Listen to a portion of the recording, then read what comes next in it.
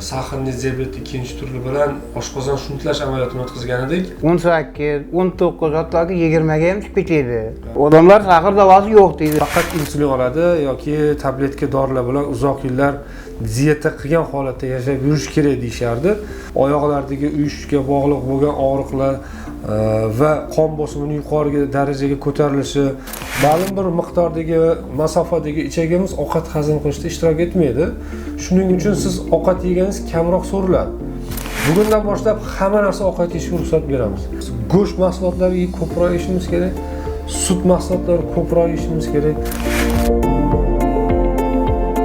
Assalomu alaykum bizni kuzatuvchilar. 2 oy oldin Sobir akamizni Samarqand viloyatidan kelgan sahrli diabet ikkinchi turi bilan oshqozon shunitlash amaliyotini o'tkazgan edik. Amaliyotdan oldingi qandli diabetni juda ko'p shikoyatlari bor edi. Bu shikoyatlari organizmni sog'lom yashashiga qiyinchilik tug'dirardi. 2 oy avval bu amaliyotni, qandli diabetni jarrohlik yo'li bilan davolash amaliyotini o'tkazdik. Laparoskopik usulda, qorinni kesmagan holatda va 2 oydan keyingi natijalarni o'zlarini so'zlaridan eshitib, suhbatlarimizni davom ettirsak degan umiddamiz.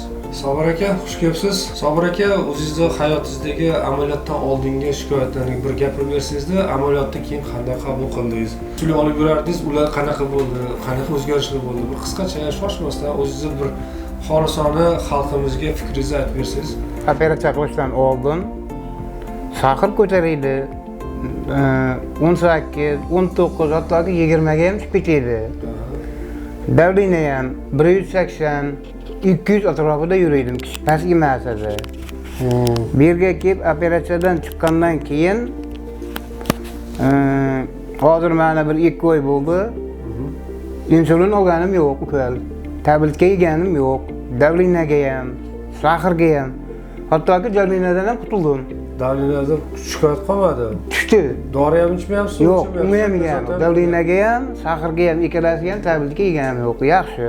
Insulin ham olmayapsiz hozir. Odamlar sahr davosi yo'q deydi. Mani bor ekan. Haqiqatan yaxshi, yo'q. O'zim ham chaqirladim, ishlam zo'r bo'ldi, sportivniy holatga kirdik. Uyqular qanaqa? Uyqular zo'r bo'ldi, gap yo'q, rahmat. Yeb ichishlarda qanaqa? Muammo yo'qmi? Ovqat yeyishlarda? Endi kam asta ko'paytirdik. Endi toza ko'p bo'lmasa ham bir kasacha yeyapmiz, xalq qatori. Qiynalmayapsiz? Yo'q, yaxshi. Shirinlik, masalan, hamma ovqatni yeya olyapsizmi? Ko'plar yeyapman, hammasi shirinlik ham yeyapman, kakishlik. Aha, juda yaxshi. Kam bo'lsa ham yeyapman, yaxshi. Insulinni amaliyotdan keyin necha kun oldingiz yoki umuman olmadingizmi? Amaliyotdan keyin bir marta ham olmadim. Olmadingiz. Operatsiyadan oldin 18, 19 gacha chiqaydi. Bu och qoringa chiqaydi u. Endi bu qandli diabet ikkinchi turini ko'pchilik odamlar, ba'zi bir shifokorlarimiz faqat konservativ davosi bor deylardi. Ya'ni faqat insulin oladi yoki tabletka dorilar bilan uzoq yillar diyeta qilgan holatda yashab yurish kerak deyishardi. Oshqozon kichraytirishdan tashqari ichak olib kelib ulangan.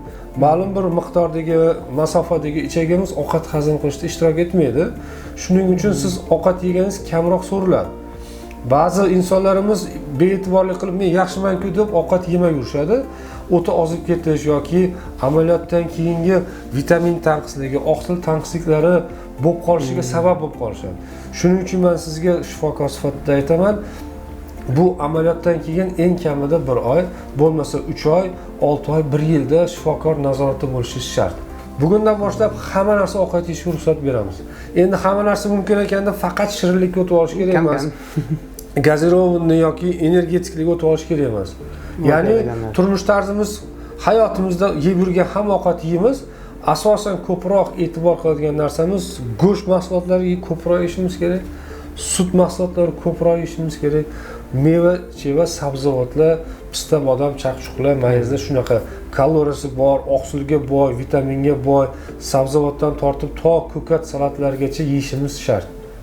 Hozirgi kunda bu amaliyot holatida qandli diabetni to'liq batamom davolash usullari mavjud. Ya'ni bu amaliyotlarni biz kabi shifokorlar chet ellarga, Yevropalarga chiqib bu amaliyotlarni organizmga kam travma bergan holatda, ya'ni qorinni ochmagan holatda laparoskopik usulda ameliyat o'tkazilyapti. Ameliyatdan keyin birinchi kun turib yuradi, bemorimiz ichishga, suyuqliklar ichishga ruxsat beriladi. amaliyotdan keyin bemorlarimiz insulin oladigan mana guvoh bo'lib turibsiz. Sobir aka bir yedinchi ham insulin olmaganlar ham, dori ham ichmaganlar va bularga o'xshagan juda ko'p bemorlarimiz xuddi amaliyotdan keyingi avvalgi shikoyatlari batamom yo'qolishlarigacha mana guvoh bo'lib turibsiz. Qand miqdori tushishi, me'yorga kelishi, undan tashqari qandli diabetning asoratlari, ko'rishga bog'liq, oyoqlardagi uyushishga bog'liq bo'lgan og'riqlar va qon bosimining yuqori darajaga ko'tarilishi, insulin bilan ba'zi vaqtda qondagi qand miqdorini me'yorda ushlab turish qiyinchiliklari ko'pchiliklarda bartaraf bo'lib, turmush tarzlari juda keskin o'zgarib, sog'lom bo'lib, qandli diabetning ikkinchi turidan to'liq forig' bo'lgan holatda yashab yurishibdi. Ko'rib xursand bo'ldik. Doim salomat bo'ling. Sog'lig'ingizga befarq bo'lganingiz uchun katta rahmat. O'zingizni ehtiyot qiling.